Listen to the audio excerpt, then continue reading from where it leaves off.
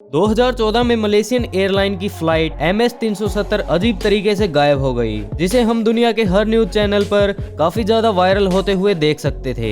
यह पहली घटना नहीं थी जहां कोई प्लेन रहस्यमय तरीके से गायब हुआ हो। इससे पहले भी हम इसी तरह की खबरों को देख सकते हैं, जहां वो बरमूडा ट्रायंगल में चली गई और रहस्यमय तरीके से गायब हो गई। आज हम जिस घटना को आपको बताने वाले हैं वह काफी ज्यादा रहस्यमयी, रोमांचक, अविश्वसनीय है। लेकिन इससे पहले यदि आप ऑफ बीट पर पहली बार आए हो तो इसे सब्सक्राइब जरूर कर लें। तो चलिए शुरू करते हैं बिना किसी देरी के। यह बात 1992 की है, जब एक चार्टर प्लेन DC-4 57 पैसेंजर के साथ कारकस वेनेजुएला में लैंड होता है।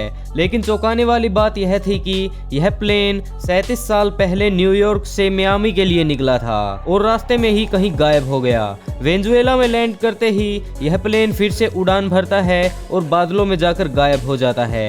इस घटना का सबूत पायलट व कंट्रोल रूम के बीच हुई वार्तालाप का रिकॉर्डिंग है। वहां के एक वर्कर ने इस घटना को अपनी आंखों से भी देखा था, लेकिन उनके अनुसार मुख्य सबूत यह भी था कि 1955 का एक कैलेंडर जो कि उस प्लेन के पायलट ने रनवे पर ही छोड़ दिया था, वो उनके पास था। कंट्रोल टावर के एक कर्मचारी डॉक्टर डेला पोटा ने बताया कि उन्होंने प्लेन को देखा व पायलट की आवाज भी सुनी। वहीं उस प्लेन के पायलट द्वारा छोड़ा गया कैलेंडर भी उनके हाथ में था। तब भी उन्हें अपनी आंखों पर विश्वास नहीं हो रहा था और उन्होंने यह भी देखा कि उस फ्लाइट के पैसेंजर को शायद अभी भी यही लग रहा था कि वो लोग 1955 में ही हैं और उनकी फ्लाइट ने फ्लोरिडा में ही लैंड किया है। लेकिन इस बात में बिल्कुल भी सच्चाई नहीं थी और वो लोग इतने सालों से कहां थे। बाकी कर्मचारियों के अनुसार यह काफी ज्यादा अजीब व अलौकिक था, क्योंकि उन्होंने जो प्लेन देखा वह काफी ज्यादा अलग प्रकार का था। वह इतनी पुरानी टेक्नोलॉजी से बना था कि वह रडार में भी नहीं आ रहा था। डॉक्टर कोटे ने बताया कि जब पायलट से उन्होंने उसका नाम पूछा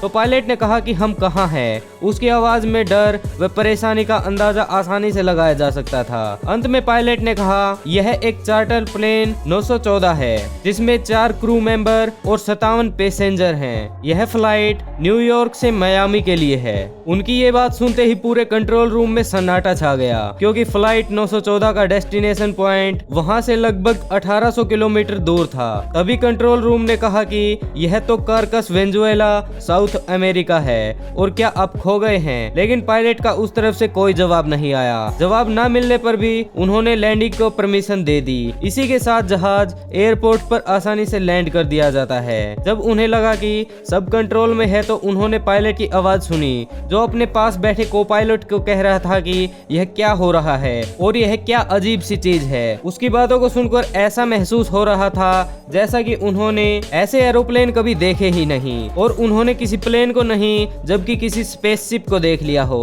तब पायलट ने कंट्रोल रूम को बताया हमारी फ्लाइट 1955 में मियामी एयरपोर्ट पर सुबह 9:55 पर लैंड होनी थी, लेकिन हम कुछ भी समझ नहीं पा रहे हैं कि हम कहां पर आ गए हैं। तब कंट्रोल रूम ने उन्हें बताया यह कारकस का इंटरनेशनल एयरपोर्ट है और आज 21 मई 1992 है। इतना सुनते ही पायलट काफी ज्यादा चौंक गया और उसने कहा ओ माय गॉड, जैसे कि वो अपनी सांसें ही भूल गया हो। तब डॉक्टर कार्टे ने उन्हें शांत करने की कोशिश की और उन्हें कहा कि हम अपना ग्राउंड क्रू आपकी सहायता के लिए भेजते हैं। और जब ग्राउंड क्रू उनके पास जाने लगता है तो पायलट चिल्लाने लगता है कि हमारे पास मत आओ, हम जा रहे हैं। इसमें मौजूद पायलट व पैसेंजर साफ साफ देखे जा सकते थे, जिसमें पायलट ने उन सभी को इशारा किया कि दूर चले जाओ। डॉक्टर कोर्टे के अनुसार पायलट अपने हाथ में एक फाइल लिए वहां गई ग्राउंड टीम की तरफ पीछे जाने का इशारा करता है। शायद यही वो पल था जब वो छोटा कैलेंडर उनके हाथ से गिर गया होगा, जो उन्हें बाद में मिला।